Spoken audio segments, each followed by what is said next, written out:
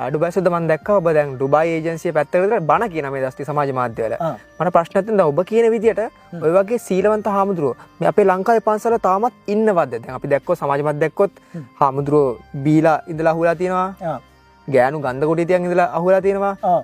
ප්‍රශ්න ගොඩයි. හොඳ ප්‍රශ්නයක්.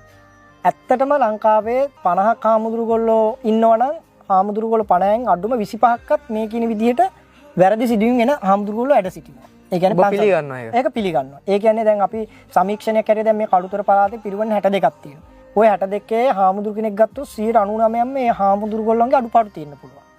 සමහර වෙලාවට ඒ හාමුදුරුවෝ වයසට ගිහින් මහාන වෙලා. සමහර වෙලාවට හාමුදුරු කෙනෙක් මහාන වුණාට ධර්මානුකූලවම Tamanගේ ජීවිකාව ගත කරන්නේ නැති වෙන්න පුළුවන්. ඉතින් ඒක ඒ හාමුදුරුවෝ ධර්මයේ ඉගෙන ගන්න ආකාරය අනුව තමයි ඒ හාමුදුරන්ගේ ඒ මහානකම ගත වෙන්නේ. හොඳ නරක ප්‍රතිඵල ලැබෙන්නේ ඒ අනුව. ඒ කියන්නේ ඒ හාමුදුරුවෝ ධර්මයේ තේරුම් ගන්න විදිහ. මාත් මේක දවසක් පන්සලකට ගියා. දැන් අදටත් ඒ හාමුදුරුවෝ එහෙමයි.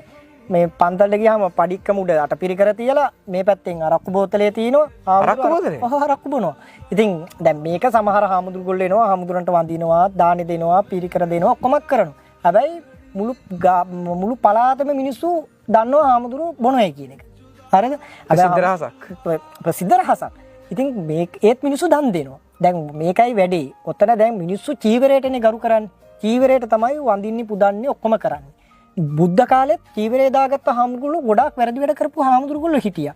හිටියේ නැතුව නෙමෙයි. දැන් බුදුහාමුදුරුවන්ට ගල් පෙරළුවා. ඒත් හාමුදුරුවෝ කෙනෙක්නේ. දේවදත්ත. බුදුහාමුදුරුවන්ගේ බෝසත් ආත්මය ගත්තොත් හාමුදුරුවන් කෙනෙක්ගේ චීවරයක් පෙරවගෙන ගිහින් අර ඇත්තු ආත්මය ඇහිල්ලා අර ඇත්තු ටික මරලා දාලා දලගත්තා. ඒත් අර ඇත අරගෙන මෙහෙම පය උස්සලා මරන්න හදනකොට අර චීවරේ දාගෙන ඉන්න නිසා මේ මිනිහව මරන්නේ නැහැ. හරිද? ඉතින් ඒ වගේ ගොඩක් සිදුවීම් මේ චීවරය උපයෝගී කරගෙන වෙලා තියෙනවා බුද්ධ කාලේ. සමහර හාමුදුරුවෝන්ට බුදුහාමුදුරුවෝ නීති පනවලා තියෙනවා. ගෙදර තමන් කසාද බැඳපු ගෑණී ගාවට ගිහින් තිනවා මහාන වෙලා හිටිද්දි. මහාන වෙලා ඉන්නවා ඉන්න ගාම රැට යනවා ගෙදර පවුල ගාවට. ඒ වගේ සිදුවිනුත් වෙලාද. ඒතකොට බුදුහාමුදුරුවෝ මේ දේ කරන්න එපයි කියලා විනය නීති පනවනකොට සමහර භික්ෂුන් වහන්සේලා වැස්සියොත් එක්ක සමහර සතාසිව්පාවන් එක්ක පවා ලිංගික අසුරු කරලා තියෙනවා. ඉතින් මෙන්න මේ වගේ බුද්ධ කාලෙත් ඉඳලා තිනවා මේ වගේ වැරදි වැඩ කරපු අය. හැබැයි මම කියන්නේ අද ලංකාවේ හාමුදුරුවෝ 100%ක් හාමුදුරු නිවැරදි හාමුදුරුවෝ වැඩ සිටිනවා කියලා. අද ඒ කාලේ එහෙම තිබ්බනම් අද කාලේ කොහොමද භික්ෂුන් වහන්සේලාත් වැරදි වෙන්න පුළුවන්? නිසා අපි තේරුම් ගන්න ඕනේ ඒක.